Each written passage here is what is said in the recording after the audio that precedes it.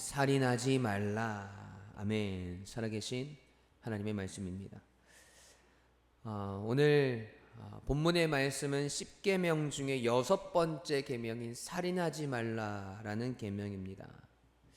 여러분, 고속도로에서 깜빡이도 안 켜고 훅 끼어드는 차, 그리고 하필 급브레이크를 밟게 만드는 그 차를 보면서 우리의 입에서 무슨 말이 툭 튀어나옵니까?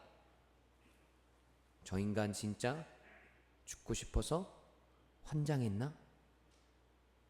이렇게 착하게 얘기하진 않죠. 회사에서 내가 밤을 새워 만든 기획안을 슬쩍 자기 이름으로 바꿔서 보고하는 동료를 보게 된다면 여러분 어떻게 될까요? 속으로 이를 갈지 않겠습니까? 명절에 친척 중에 한 사람이 볼 때마다 똑같은 잔소리, 똑같은 비교, 똑같은 상처를 주는 말을 반복합니다.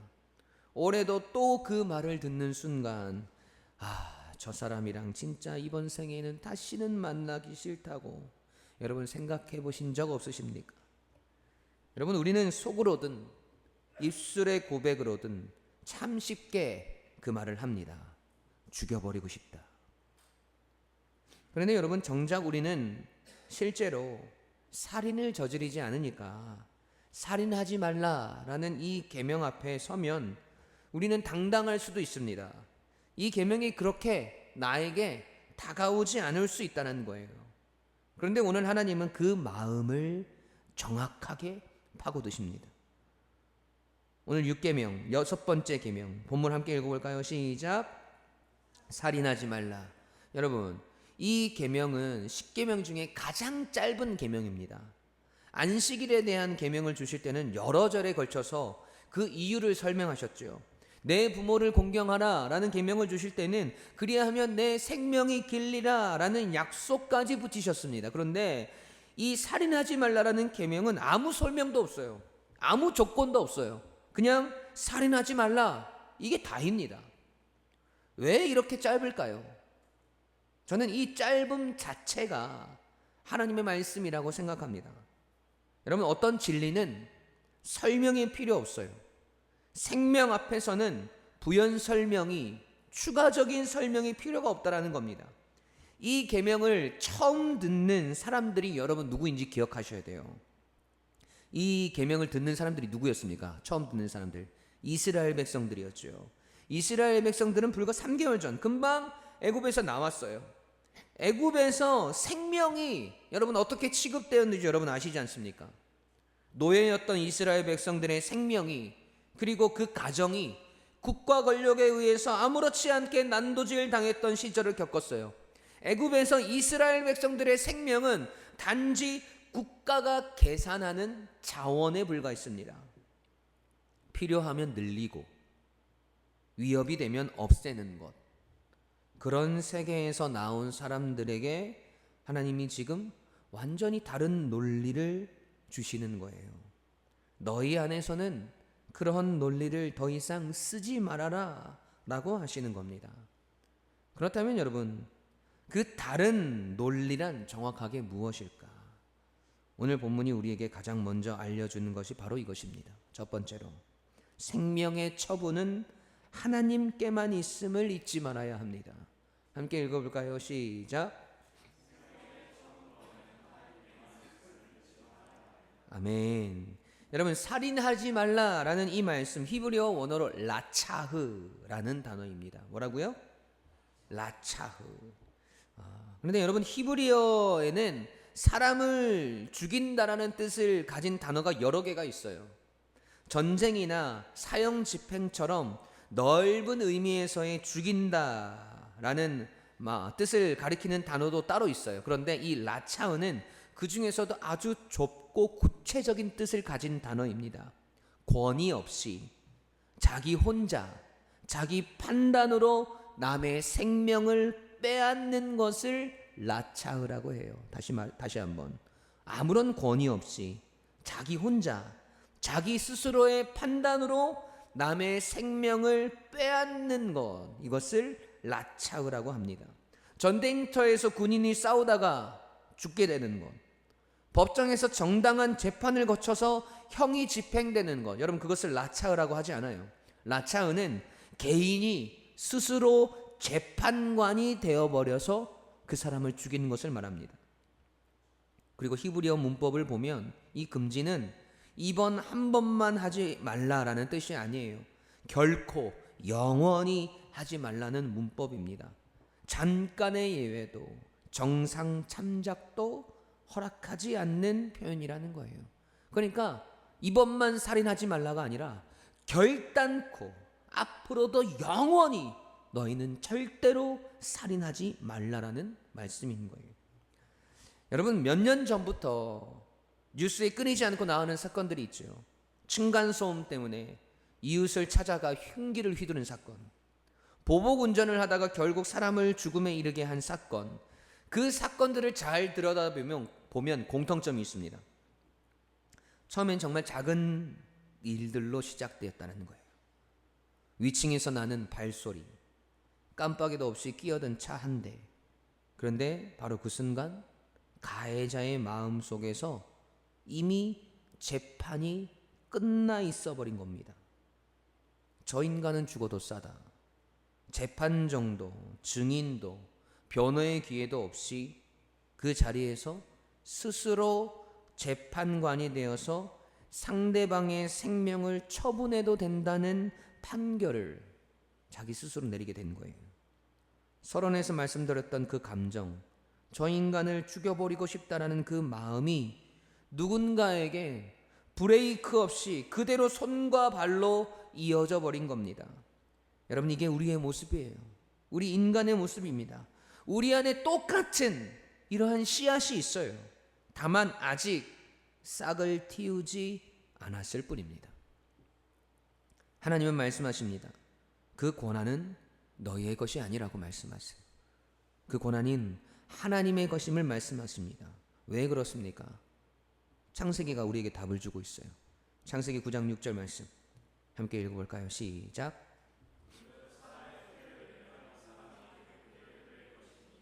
이는 하나님이 자기 형상대로 사람을 지으셨음이니라. 아멘. 여러분, 사람은 하나님의 형상을 담은 존재입니다.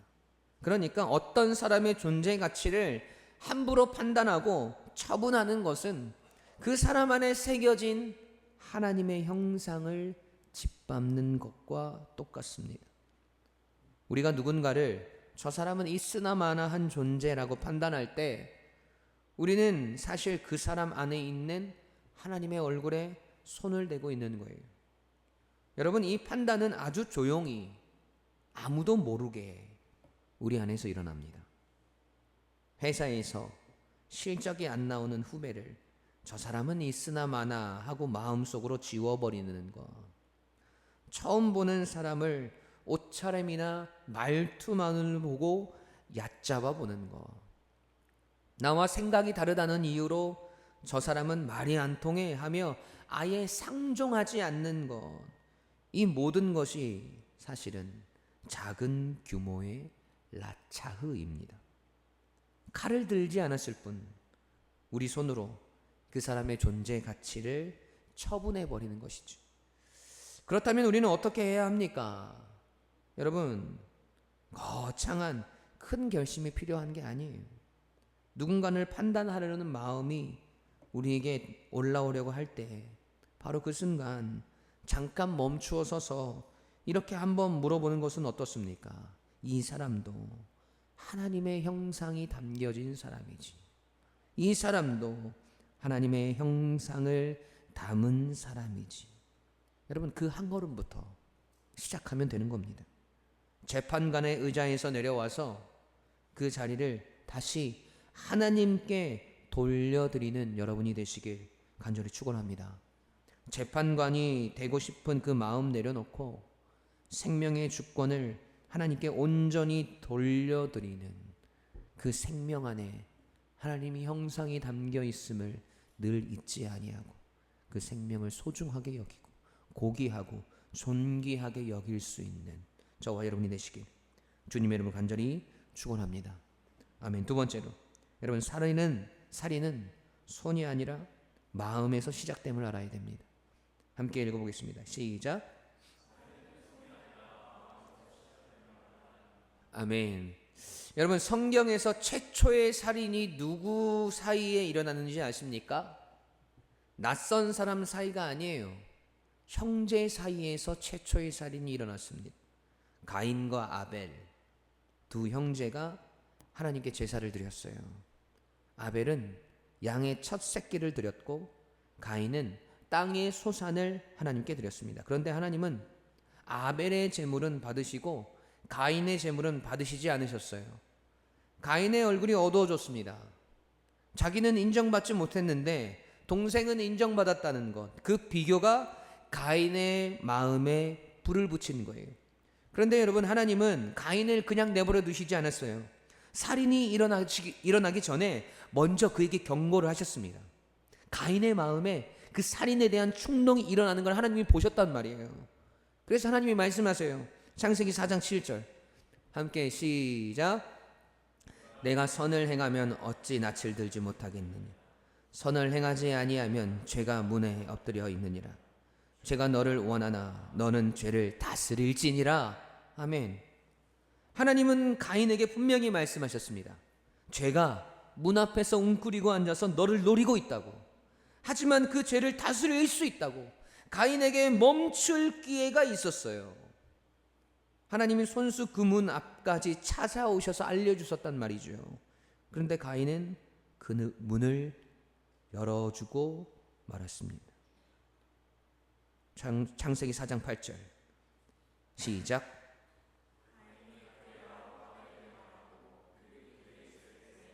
가인이 그의 아벨을 쳐 죽이니라. 아멘. 여러분, 가인은 왜 아벨을 죽였습니까?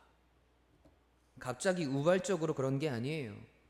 그 전에 이미 마음속에서 아벨을 미워하고 있었습니다. 하나님이 먼저 가인에게 물으셨습니다. 창세기 4장 6절 말씀해 보니까 내가 분하여 함은 어찌 됨이며 안색이 변함은 어찌 됨이냐.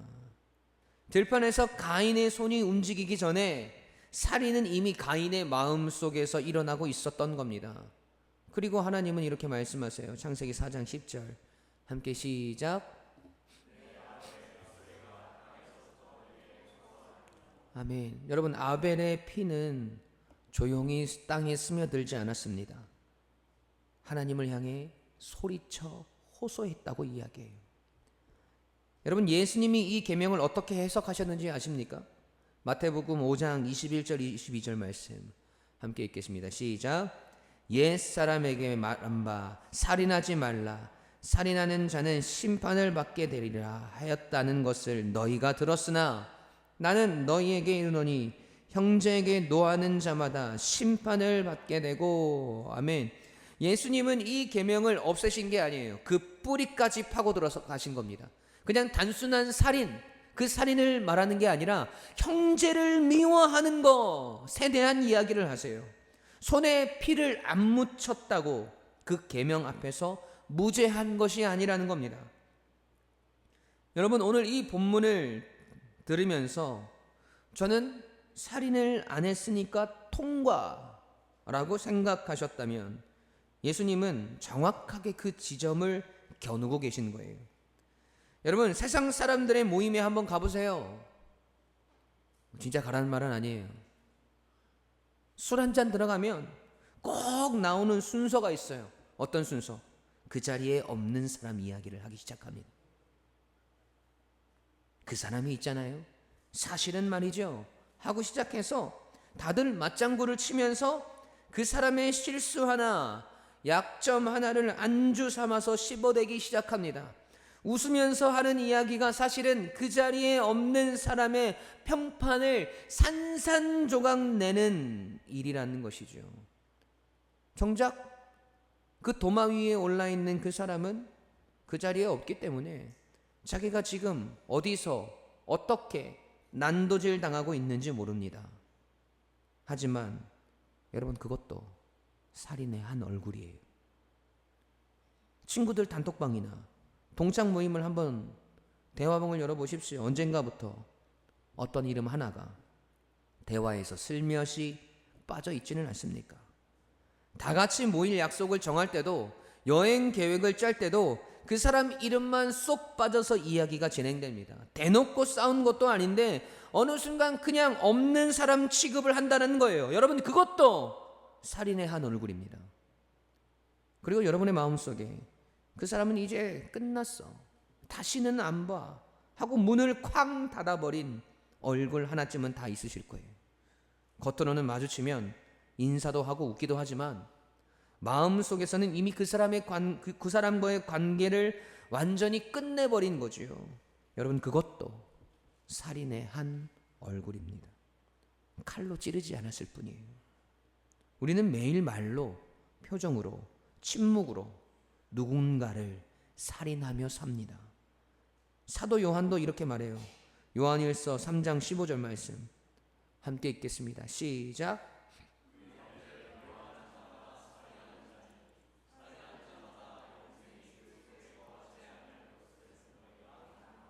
아멘. 여러분, 우리가 어떻게 하면 이 살인하지 말라라는 계명을 지켜낼 수 있을까요? 여러분, 마음속에 이미 지워버린 그 이름을 다시 살려내는 것. 여러분, 그것이 우리의 삶 가운데 행해져야 합니다. 여러분, 생각해 보세요. 그 사람도 누군가의 자녀고, 누군가에게는 없어서는 안 될 존재고, 무엇보다 하나님의 형상을 닮아 지어진 사람입니다. 우리가 마음속에서 그 이름을 지워버렸다고 해서 그 사람 안에 있는 하나님의 형상까지 지워지는 것은 아니에요. 오늘 그 이름을 한번 떠올려 보십시오. 저 사람도 하나님이 사랑하시는 사람이다 하고 그 마음속으로 한번 인정해 주는 것. 여러분, 그것에서부터 시작하면 됩니다. 그래, 저 사람도 하나님이 용서하셨지. 그래, 저 사람도 하나님을 닮아 있는 형상이지 라고 여러분 고백 한번 해 나가는 것. 그리고 그의 얼굴을 떠올리는 것. 우리가 마음으로 죽였던 그 사람을 우리의 마음속으로 다시 살리는 작은 부활인 거예요. 손으로만이 아니라 마음으로도 생명을 살리는 저와 여러분이 되시기를 간절히 소원합니다. 여러분, 우리는 막다른 곳에 이르렀습니다. 살인하지 말라라는 그 계명 앞에서 우리는 손이 아니라 마음으로는 이미 유죄예요. 그런데 여러분, 바로 이 지점에서 본문 뒤에 숨겨진 하나님의 마음이 드러납니다. 여러분, 생각해 보세요. 여러분, 예수님이야말로 진짜 재판관이셨잖아요. 생명을 심판하실 유일한 권세를 가지신 분이 이 땅에 오신 거잖아요. 그런데 그분이 이 땅에 오셨을 때 무슨 일이 벌어졌습니까? 사람들은 정당한 재판도 없이 증거를 조작하고 군중이 몰려가서 외쳤습니다. 그를 십자가에 못 박아라. 십자가에 못 박아라. 여러분, 지금 진짜 재판관이신 예수님께서 오히려 사람들의 사사로운 재판, 우리가 첫 번째 대지에서 봤던 바로 그 라차흐, 우리 스스로 재판관이 돼요. 이미 모든 것들을 처분해버리는 그 라차흐의 희생자가 되신 거예요. 근데 여러분, 그 십자가 위에서 예수님은 무슨 말씀을 하셨습니까? 재판관이신 예수님께서는 어떤 말씀을 하셨습니까? 누가복음 23장 34절 말씀 함께 읽겠습니다. 시작.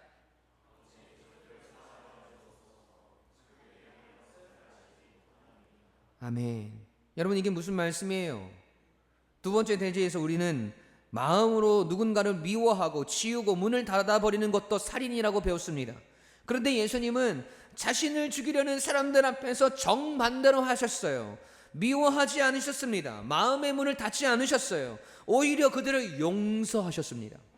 우리가 마음으로 늘 실패하는, 우리가 인생을 살아가면서 늘 실패하는 그 지점에서 예수님은 완전하셨단 말이에요.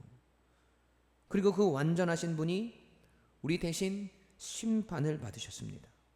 로마서 5장 8절 함께 시작. 우리가 아직 죄인 되었을 때에 그리스도께서 우리를 위하여 죽으셨느니라. 아멘. 진짜 재판관이 되실 자격이 있으셨던 분이 재판관이 되기를 포기하시고 오히려 우리가 받아야 할 심판대를 스스로 지셨고 그곳에 서셨습니다. 우리가 마음으로 저지른 그 모든 살인, 우리가 남에게 내렸던 그 모든 사사로운 판결, 그 값을 예수님이 대신 치르셨다라는 거예요. 그러니 우리는 더 이상 우리 죄가 다 씻길 때까지 기다릴 필요가 없어요.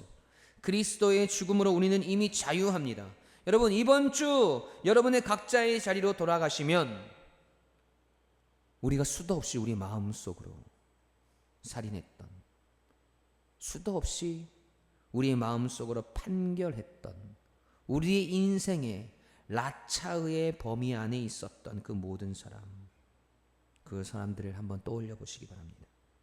모임에서 안주 삼아 씹었던 그 사람, 나의 삶에서 신앙 공동체 안에서 조용히 밀어냈던 그 이름, 다시는 안 본다고 마음속에 문을 닫아버린 그 이름, 오늘 그 얼굴을 여러분 다시 떠올리셔야 됩니다. 대단한 화해를 하라는 게 아니에요. 전화 한 통, 문자 한 줄이면 여러분 충분하지 않겠습니까? 마음속에서 그 사람을 죽이는 일을 여러분 멈추셔야 합니다. 여러분, 우리 스스로 재판관 노릇하는 것들을 내려놓고 서로를 살릴 수 있는 이유를 찾아내셔야 합니다. 주님께서 그러하셨듯 우리도 주님 닮아 있는 삶을 살아가야 합니다. 우리의 삶 속에 누군가를 우리의 마음속으로 수도 없이 난도질하라고 할 때, 여러분 십자가상에서 진짜 재판관이신 예수님께서 행하셨던 그 모든 은혜의 일들과 예수님의 말씀을 여러분 떠올려 보십시오. 그 주님을 닮아 있는 우리 모든 유광침례교회 성도님들 되시길 간절히 축원합니다. 우리를 죽여 마땅한 자리에서 오히려 자기 생명을 내어주신 그리스도의 사랑이 우리 안에 흘러 들어올 때 여러분 비로소 가능한 일인 거예요. 저는 우리 유광침례교회 가족 모두가 그 사랑을 받아 손으로도 마음으로도 생명을 죽이는 자들이 아니라 생명을 살리는 가정과 공동체와 여러분의 삶의 터전이 되시길 간절히 소원합니다.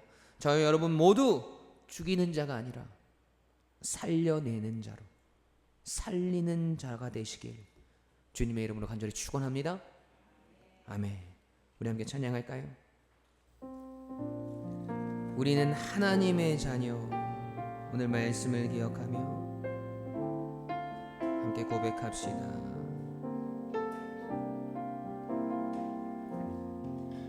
우리는 하나님의 자녀.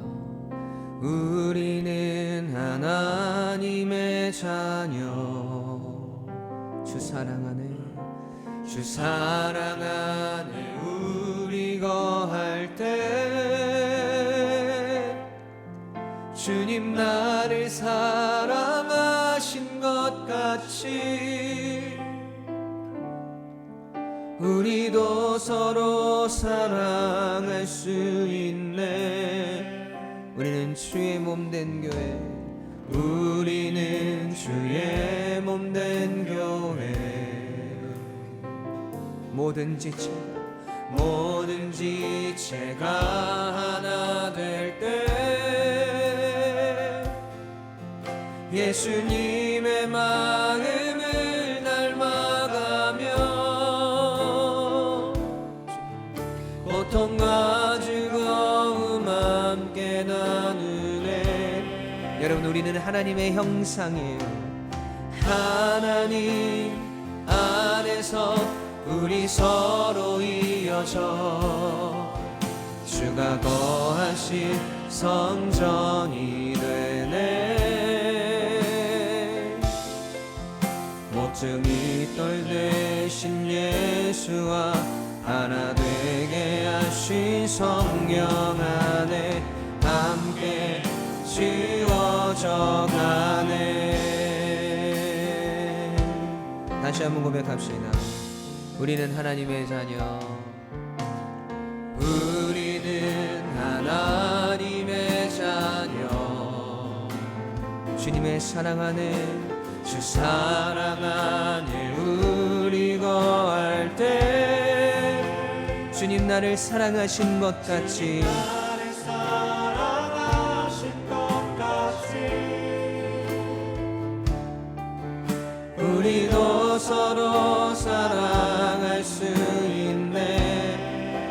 우리는 주의 몸된 교회, 우리는 주의 몸된 교회. 모든 지체가 하나 될 때, 모든 지체가 하나 될 때 예수님의 마음을 닮아가며 고통과 즐거움 함께 나누네.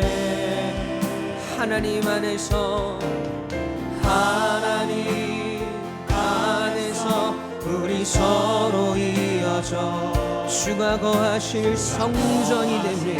성전이 되네. 우리를 사랑하시고 용서하신 예수 그리스도와 함께 떠내신 예수와 하나 되게 하신 성령 안에 함께 지어져. 우리 목소리 높여 고백합시다. 하나님 안에서, 하나님 안에서 우리 서로 이어져 주가 거하신 성전이 되네. 모퉁이 돌 대신 예수와 하나 되게 하신 성령 안에 함께 지어져 가네. 함께 지어져 가네. 함께 지어져 가네. 함께 지어져 가네. 함께 지어져 가네.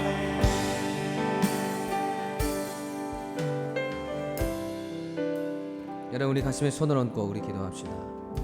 여러분, 살인하지 말라, 그 어떠한 부연 설명도 없는 이 계명 속에 담겨진 여러분 하나님의 뜻은 그 어떠한 변명도, 그 어떠한 대꾸도 필요 없는 거예요. 영원히 결단코 우리가 행해서는 안 될 그 살인이 우리의 손으로뿐만 아니라 우리의 마음속으로 절대 일어나서는 안 되는 일인 겁니다. 그 형제를 미워하는 자마다 살인하는 자니 살인하는 자마다 영생이 그 속에 거하지 아니하는 것을 너희가 아는 바라. 우리 안에서 수도 없이 난도질했던 그 이름, 우리 마음 가운데서 우리 삶 속에서 지워버렸던 그 이름, 우리의 마음 속에서 사람 취급되지 않았던 그 존재, 우리 안에 수도 없이 저질러냈던 그 살인, 여러분 그 살인 멈추어야 합니다. 영생이 그 속에 거하지 아니한다고 성경은 우리에게 말씀합니다. 라차흐의 모습, 우리가 재판관이 되어져서 우리가 판결을 내려버리고 우리 안에 수도 없이 저질렀던 그 살인을 하나님 내가 멈추게 해달라고. 진짜 재판관이신 예수님께서 십자가에서 행하셨던 그 용서와 사랑, 그 사랑을 닮아있는 나의 삶의 모습이 되게 해달라고.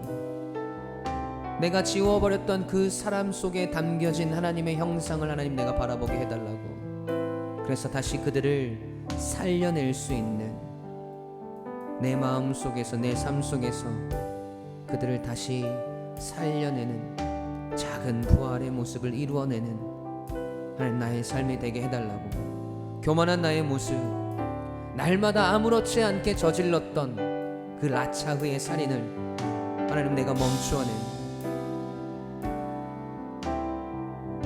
오늘 내가 죽였던 그들을 다시 살려내는 내가 되게 해달라고. 나의 삶이 되게 해달라고. 나의 신앙의 모습이 되게 해달라고. 우리 시간 함께 주님의 이름 부르시고 함께 통성으로 기도하며 나가겠습니다. 기도하십시다.